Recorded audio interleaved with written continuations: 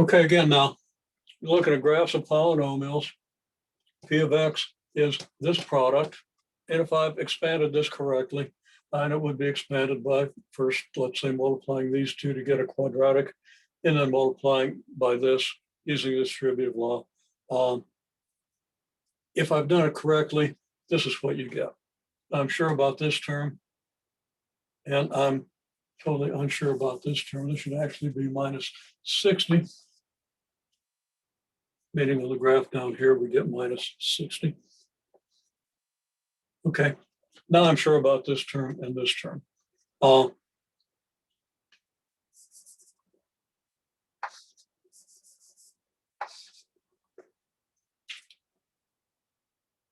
What we can tell from this form is just that the graph has to go through the y-axis at y equals negative 60. Because when x equals 0, the negative 60 is all we've got.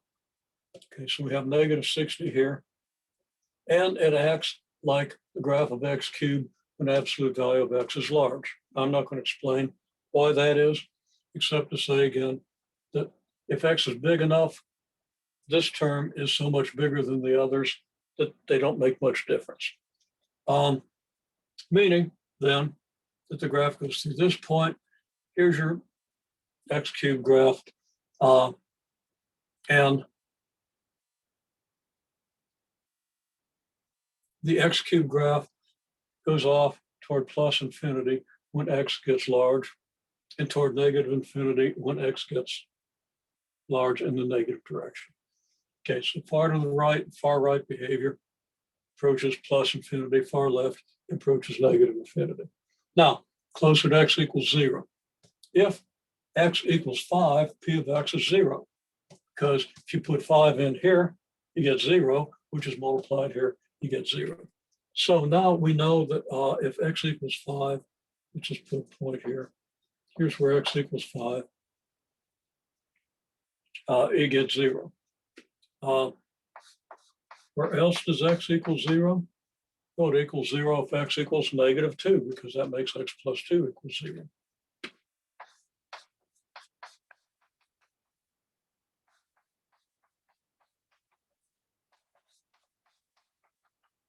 And also if x equals negative 6, because that's what makes this equal 0. So we have 5 here, we have negative 6 here.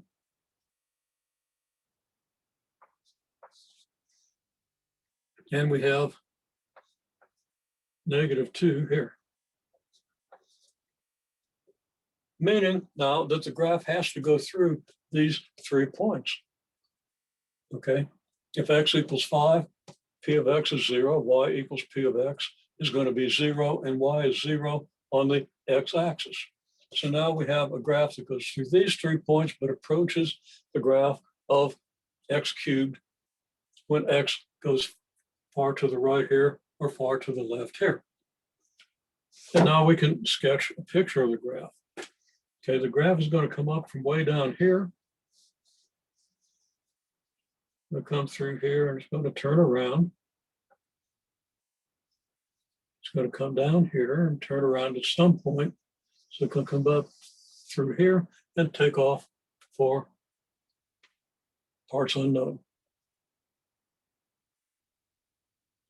That's how we construct a graph if we know the factored form. We don't really need this form if we've got this form, because from this form we see that we have an x times an x times an x. We're certainly going to get an x cubed. And we can see we have negative 5 times 2 times 6, which is negative 60. And the stuff in between is what causes wiggles in the graph. Okay.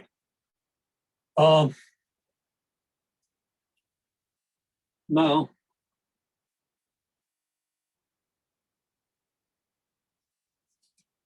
let's look at another function that looks a lot like this.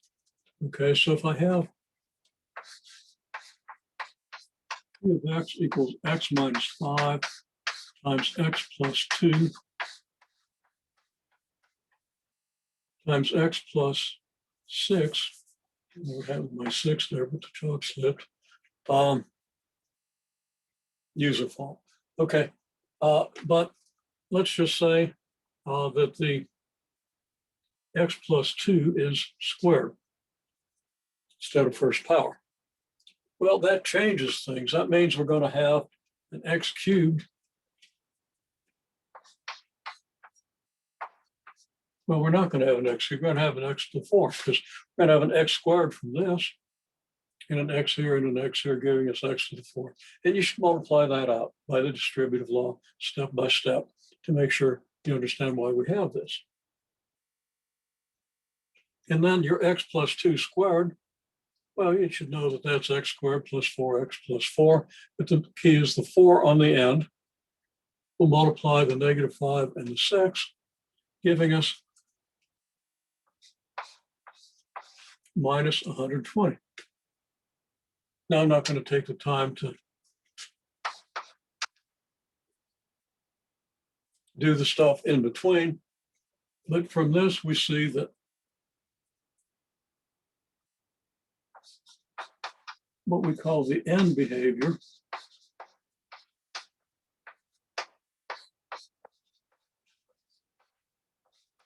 or large X behavior or long run behavior, depending on whose stuff you read. That means long run, out there to the right, what does it do? Out there to the left, what does it do? Well, the long run behavior, just as the long run behavior here was a behavior of x cubed, the long run behavior here is going to be the behavior of x to the 4th.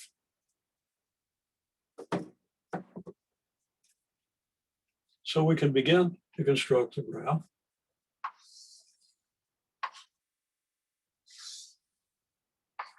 Now, x to the 4th has a graph that looks a lot like x squared, but it's a little flatter as you approach 0. I'm just going to say, okay, the graph's going to come down kind of like this. It's going to be quite a bit flatter than a parabola, and then it's going to get steeper over here. I don't think I did a very good job of that, but you get the idea. That's what the behavior is going to be. And this goes up on this end and up on this end, and up very fast as you start your long run. The zeros are still at 5 because, of course, when x equals 5, it's still going to be 0. When x equals negative 6, it's going to be 0. And when x equals 2, you're going to have a 0.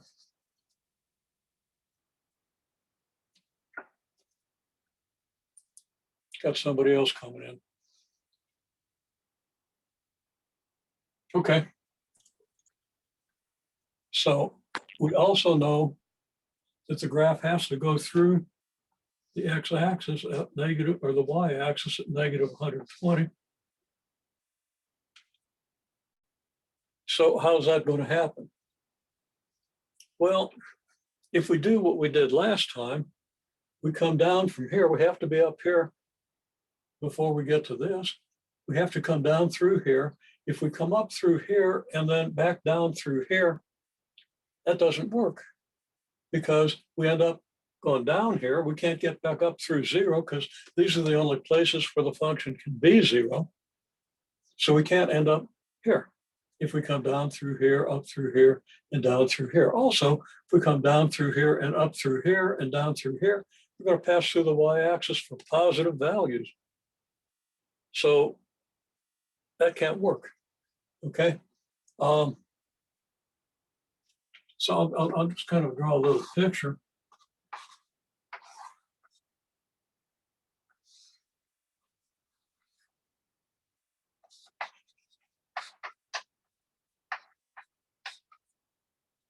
Now the key is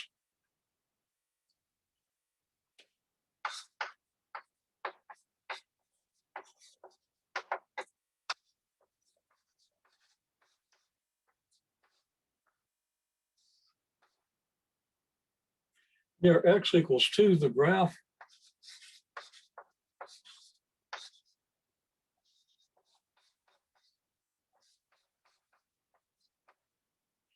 acts like a vertically stretched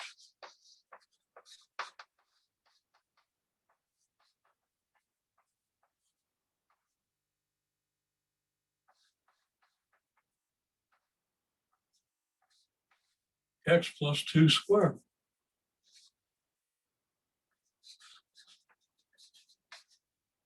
Graph.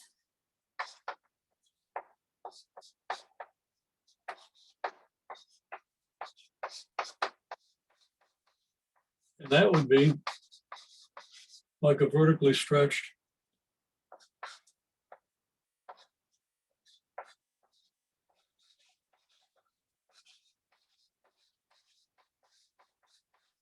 x squared graph shifted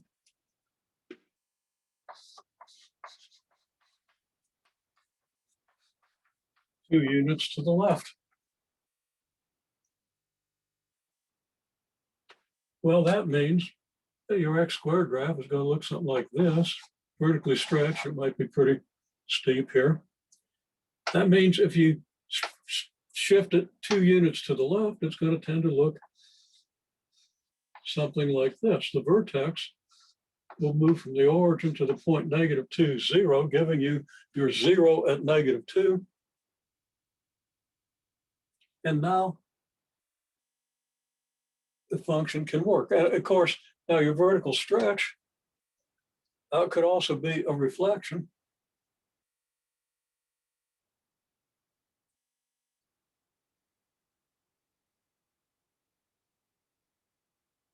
So let me add something here.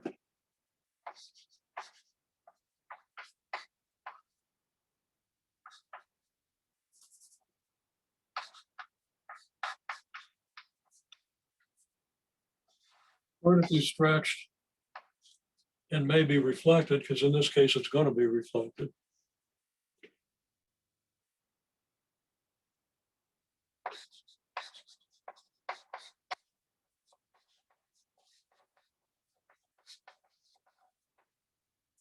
So maybe it looks like this. So here maybe it acts more like this. Okay, and that's actually what's going to happen. So here it's got to either look like this or like this. Now it might be skinnier, it might be fatter, but it's going to have a parabolic nature at this point. So now we can draw the graph. Now we come down from up here, very steep, we come down through here, and then we can come up through here, and then down through here, turn around at some point, come back up here. Okay, there's a very easy reason why this is so, and I'll just mention it, although it's something we might explore a little bit. Near x equals -2, x minus 5 is near -7, and x plus 6 is near 4. -2 plus 6 is 4. -2 minus 5 is -7. -7 times 4 is -28. This means that very close to x equals 2, these two factors multiply out to something very close to -28, which means that this function very close to x plus 2 is like -28 times the quantity x plus 2 squared. Vertically stretch your x squared graph by factor 28, because the negative, invert it on the other side of the x-axis, and move it over here. And very close to this point, that's what the graph looks like. Now, as you move away from the point to the right or left, these quantities are going to start to change a little bit, so it's not going to stay parabolic.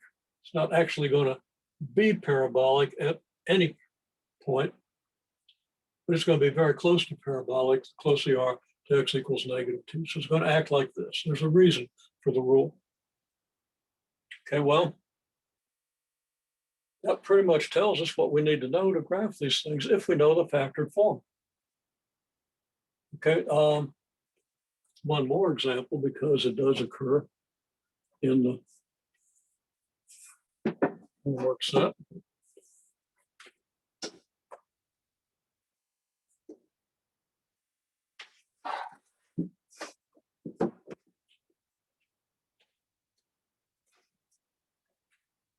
if your graph is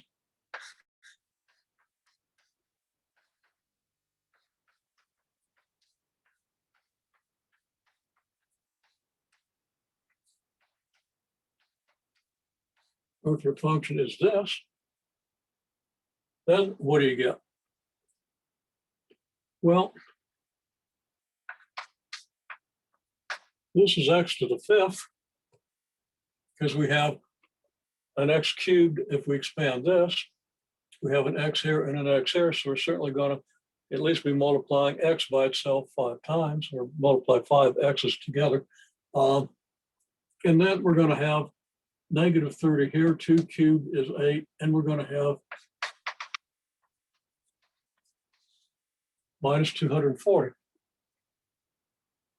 And then we're going to have x to the 4 terms and x cubed terms, x squared terms, x terms, and so forth. We're going to have a bunch of terms in here that aren't really going to mean much to us if we look at it. Okay. And if I gave you this form, you'd be very hard pressed to factor the thing into this form. But if we know the factored form, then what do we know? As before, we can look at the behavior far to the left and far to the right. And x is really big. In other words, it's going to act just like x to the fifth. And x to the fifth looks a lot like x cubed, except it's flatter as you approach 0. So it's going to come here, it's going to stay out here, then it's going to get very steep.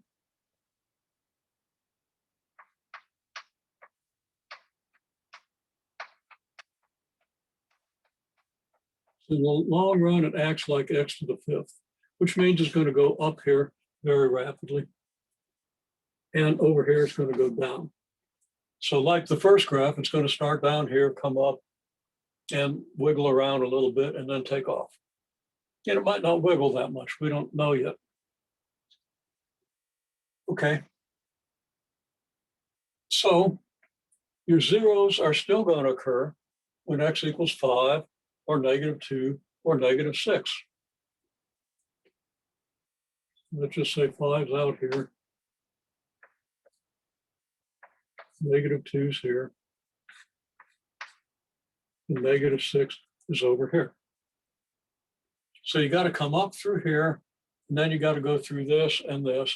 And you've also got to go through the y-axis, and y equals negative 240.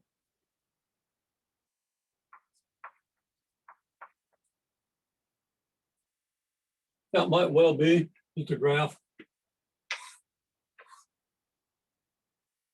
then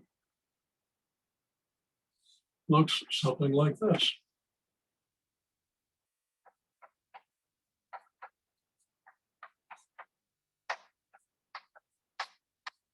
But that's not quite right. Okay. The reason being,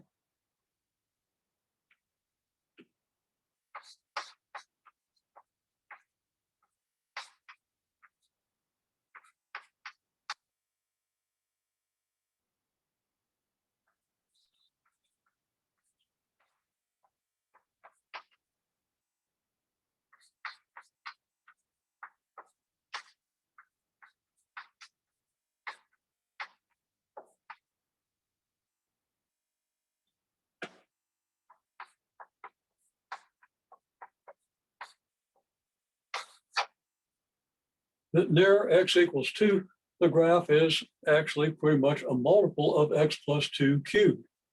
Because you got x plus 2 cubed, and then you got x minus 5 times x plus 6, which, just like before, near x equals negative 2, these two things multiply out to negative 28.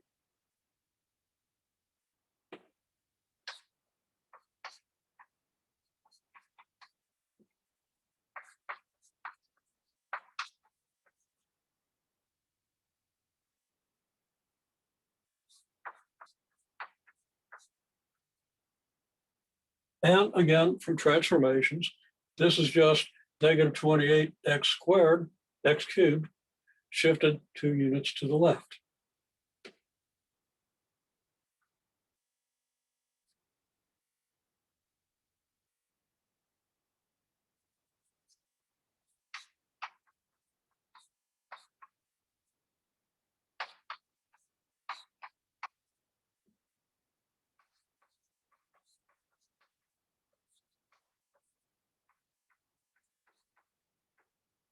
I'll say shifted -2 units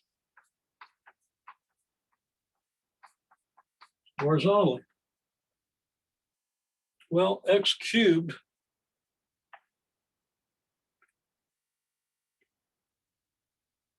might have a graph that looks sort of similar to the x to the 5th, but not quite as flattened out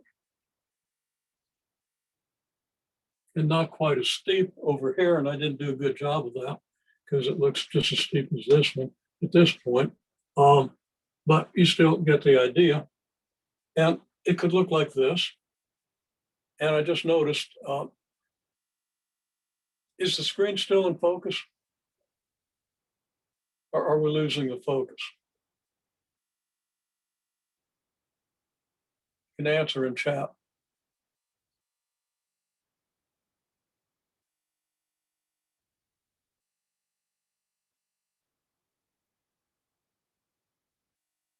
Okay, well, I'm going to assume the screen's still in focus. If not, I'll do a quick summary with a more focused screen and take some serious issue with my ISP. I actually want to do something here, so give me just about 1 minute to test something. It's called a speed test. And it's running right now, and it'll be done in probably 3 seconds. Well, I got plenty of speed there. Could be Zoom.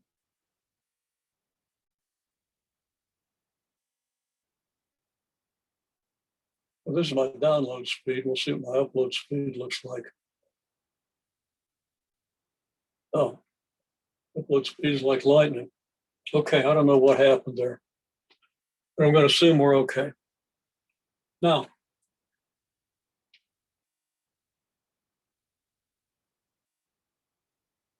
where was I?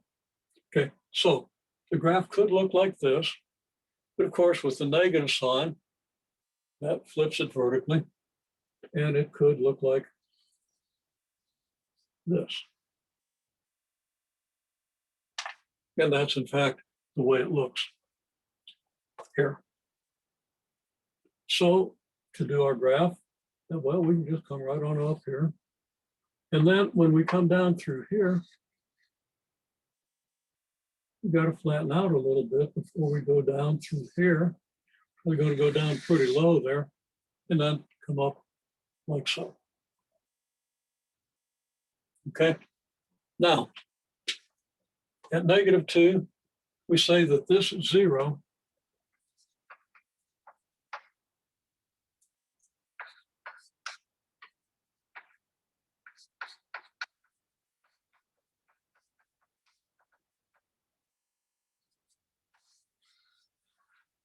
is of multiplicity 3.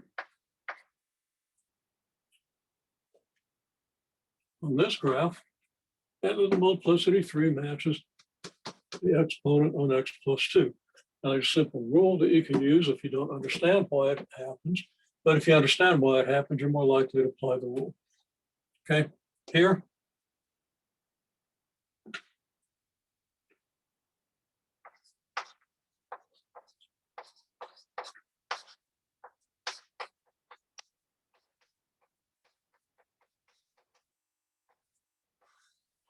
We have a 0 of multiplicity 2.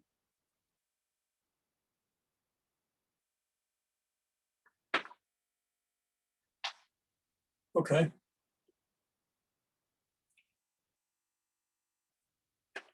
So given the factored form, if you know the factored form, or if you can find the factored form by factoring your polynomial, then you can construct a reasonable idea of what the graph looks like. Now notice a couple of things. Notice that when I drew this graph, I didn't assume that the graph's going to have a low point at the y-axis. There's no reason why that would be true.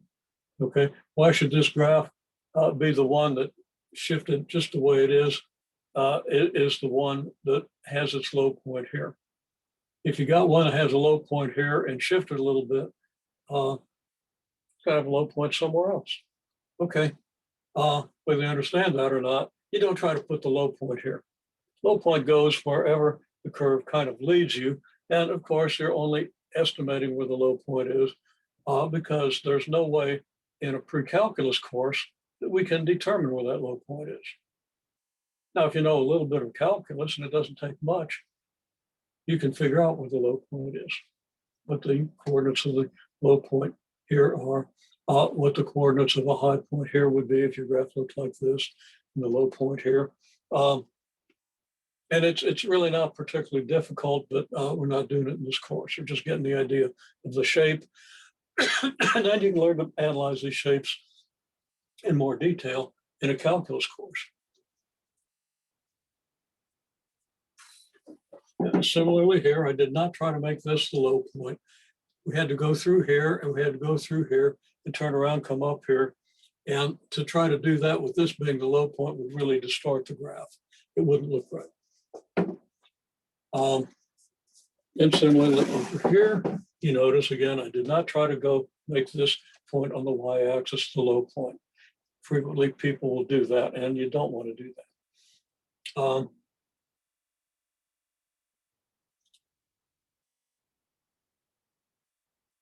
Okay, now, what if you have the graph of a polynomial? If you have a good graph of a polynomial, can you figure out what the formula is for the polynomial?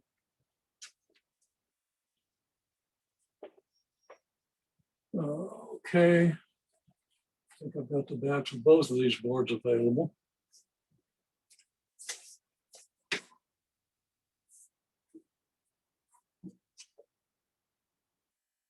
Okay, so let's say I have a graph that looks like this.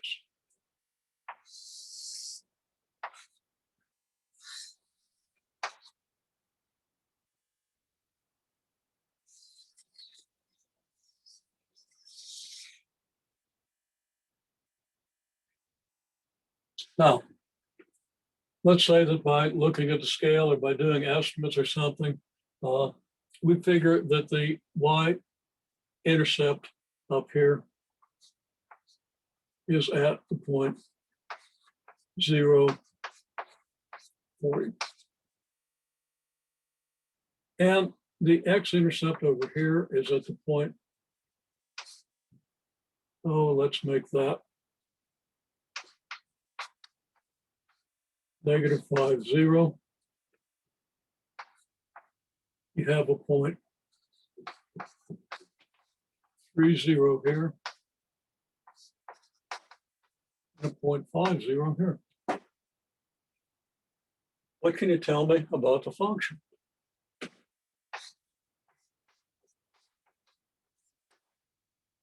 Well, to get a 0 at -5,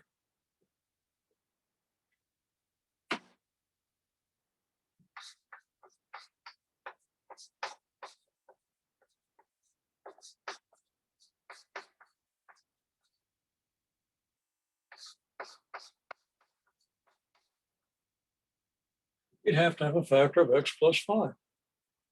Because when -5 goes into, is plugged in here, you're going to get 0. And this is a factor, meaning it's one of the things you multiply to get the equation, just like this. Okay, has to have a factor of x plus 5, x minus 3,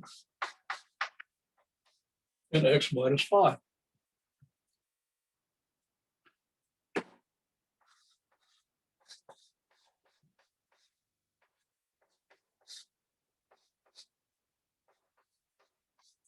Okay, it's going to be x minus 5 to some power.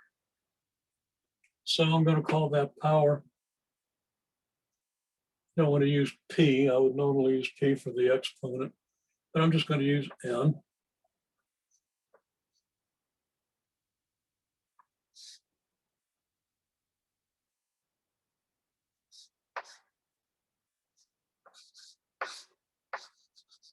And I'm going to use m for the exponent here. Now after M, we have O, but O is not a good symbol to use because it looks too much like 0. We don't want to use P because we're using that for the name of the function. But we're going to have x plus 5 to some power. I'll go to R. I don't want to use Q, although I could. Okay, let's just call these exponents N, M, and R.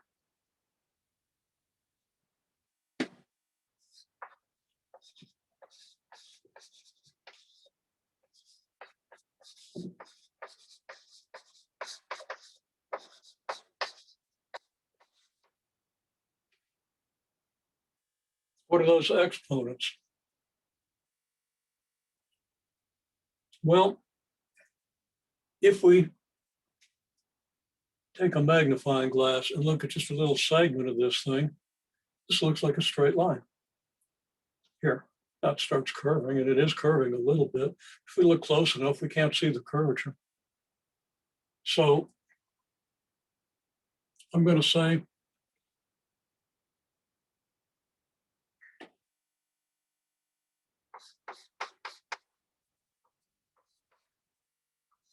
at each 0, a 0 being a point where P of x is equal to 0.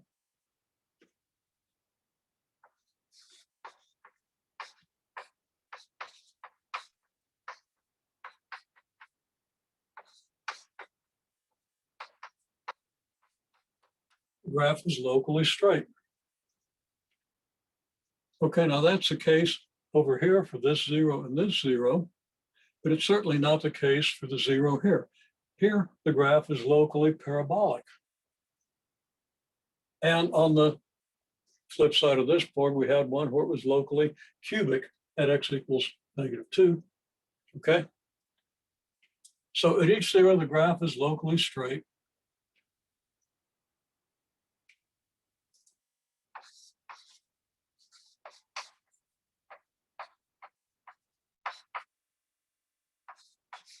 So the exponent of the corresponding factor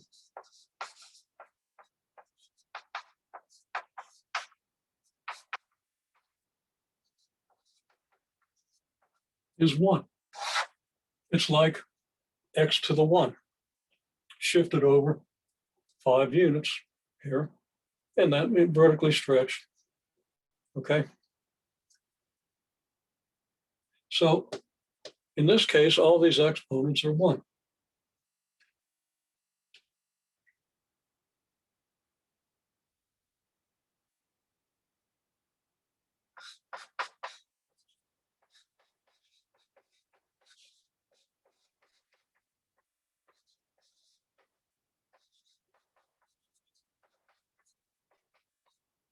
All 3 of these are equal to 1. So P of x looks like this.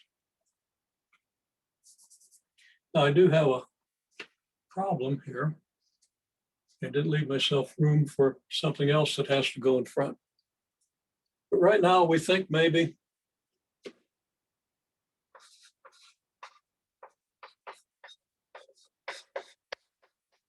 P of x equals x minus 5 times x minus 3 times x plus 5. Each of these being a first power. X minus 5 to the 1, x minus 3 to the 1, x plus 5 to the 1. Now, for the sake of the video, let's point the camera downward a little bit. Okay. However, there's a problem with that. We have the point 0, 40, meaning, of course, when x is 0, y has to be 40. If we put 0 in for x here, we get -5 times -3, which is -15, or +15. Multiply that by 5, we get 75. Okay, so I'm going to say, I'm going to lower this a little bit more so I don't have to worry about the watermark. Okay.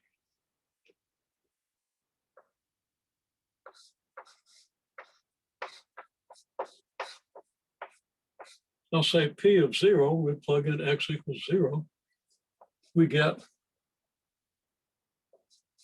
75, not 40. So this isn't quite right. Well, we can make it right by we just multiply this by 40 over 75.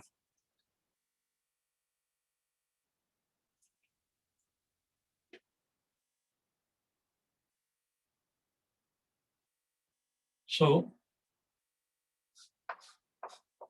if, getting hard to write down here, but I'll do my best. If P of X equals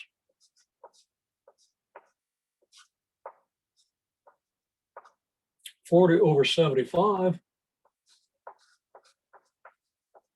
times X minus 5 times X minus 3 times X plus 5, then it's easy to see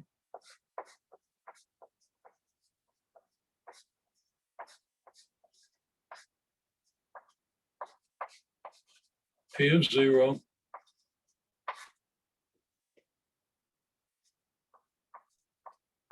will be 40 times negative 5 is pretty small there.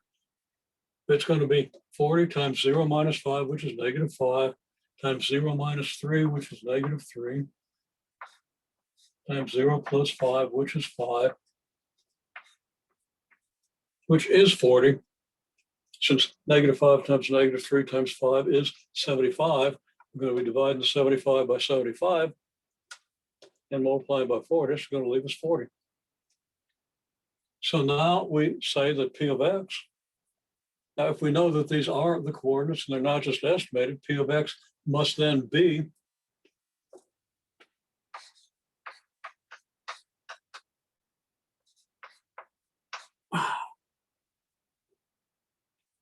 shoulder misbehaved. Got to be careful about that. It can get out of hand.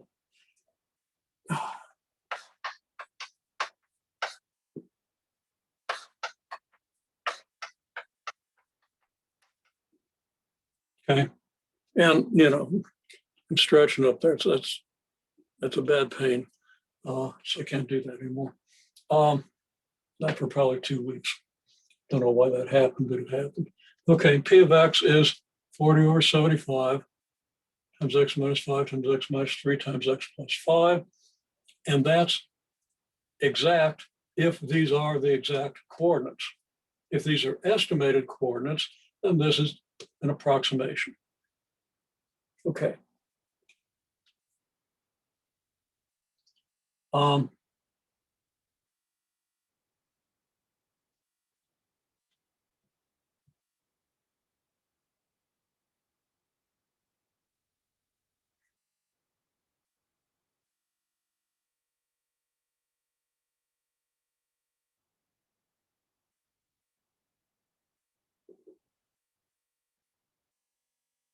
We'll do one more graph.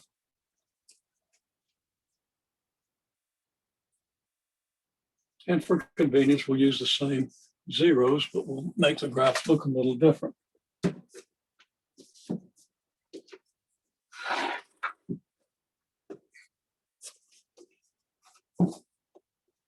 You don't want to go too high here. So the graph could look like this.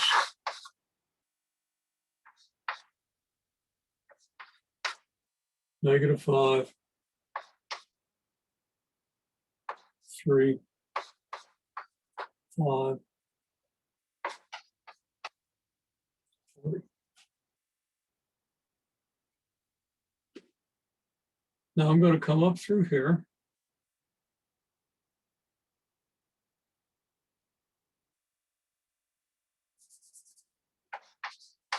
Actually, I'm going to do it like this. I'm going to come down through here. I'm going to come up here. Then I'm going to come down here and I'm going to level off here. And go down a little bit and come up. It's not particularly well drawn, but we'll use it. Okay. Here, the graph acts like x squared.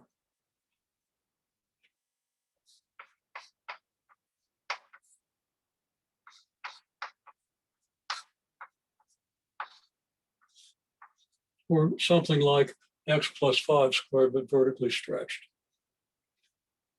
Here, it's like a multiple of x minus 3, but we've leveled off, now come back down, be like x minus 3 cubed. Now, it might actually be a 5th power or a 7th power, but for this class, we're going to be content to say that the powers are all going to be 1, 2, or 3. Okay, so with that restriction, we'll say this is like x minus 3 cubed. And what we have here is like x minus 5, but with some number in front that maybe inverts this one, keeps this one positive, this one positive, vertically stretches those squaring, cubing, and first power graphs. So now we can say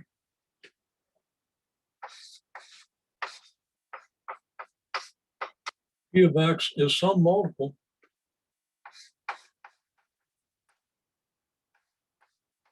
of x plus 5 squared times x minus 3 cubed times x minus 5. Now, what multiple is it?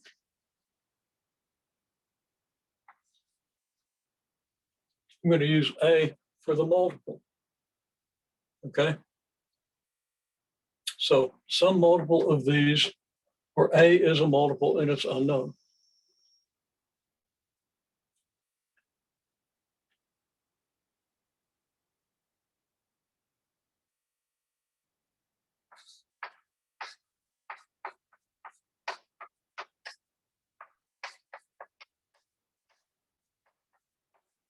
So p of x is a multiple of x plus 5 quantity squared times x minus 3 cubed times x minus 5.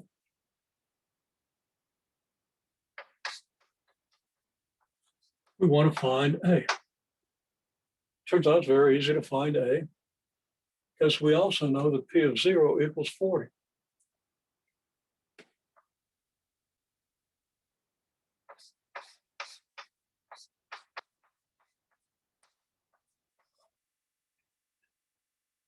So p of 0 equals 40, and p of 0 equals A times 5 squared times negative 3 cubed times negative 5. Now we could multiply that out. So 40 equals A times 5 squared times negative 3 cubed times negative 5. And that got myself having to multiply all that out. 5 cubed times negative 5 is negative 125. Negative 3 cubed is negative 27. Negative 27 times 125 is like 2,700, 3,400, 3,500, something in that realm. I'm not going to strain my brain to figure that out. I'd probably make a mistake anyway.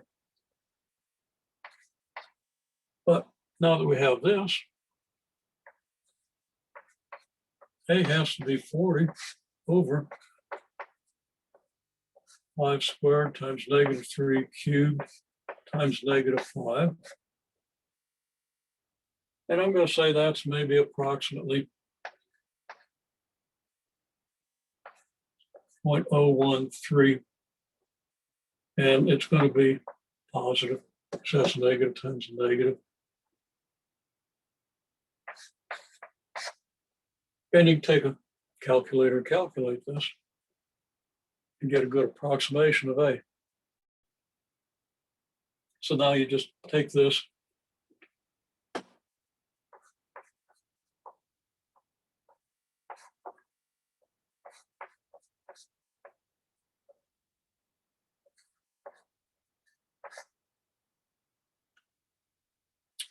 A is 0.013, so P of X is 0.013 times all this, X plus 5 squared times x minus 3 cubed times x minus 5. And you can't see any of that, but there it is. Okay, again, P of 0 is this, P of 0 is this. So this equals this. Here we have it.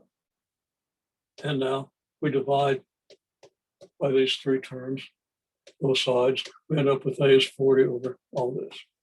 0.013, that's my estimate. Maybe 0.011 or 0.012, but the calculator will tell you. Okay, so if that is 0.013, then P of x would be this.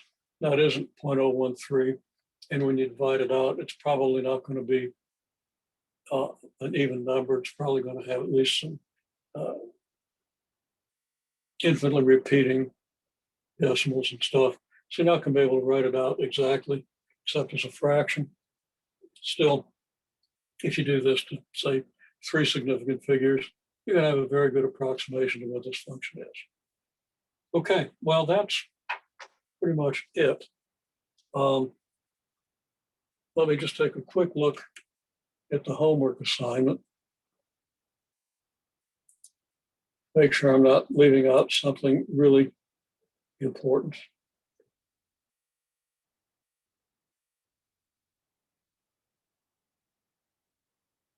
I'll say that your book gives you some rules without explanation.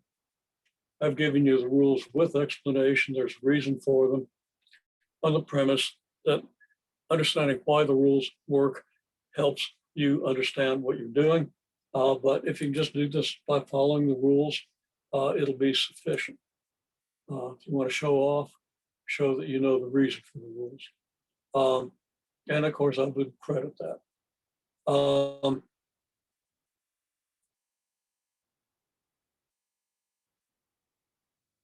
I think I've covered about everything for section 3.3. That's pretty much everything you need to know. So do you have any questions? Now, I don't hear you, although I don't know if I heard you before. So you might not have good sound there. But if you do have a question, go ahead and enter it. And if you don't have a question, you're welcome to exit the program.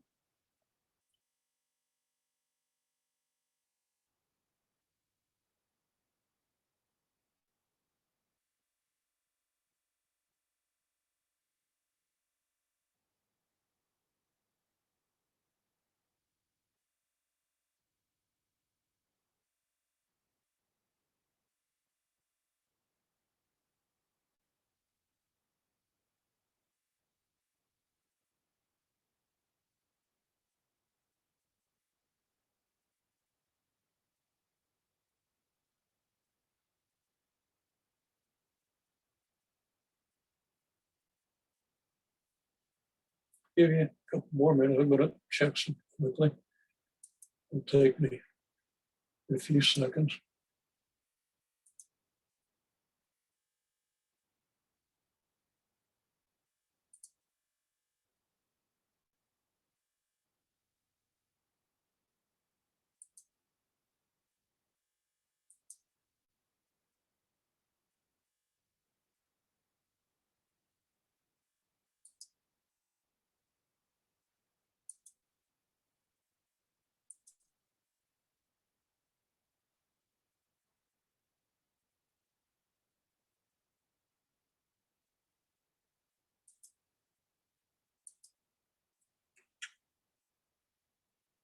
Okay, still not seeing a question, but maybe I should open chat. Yeah, I missed that when it popped up.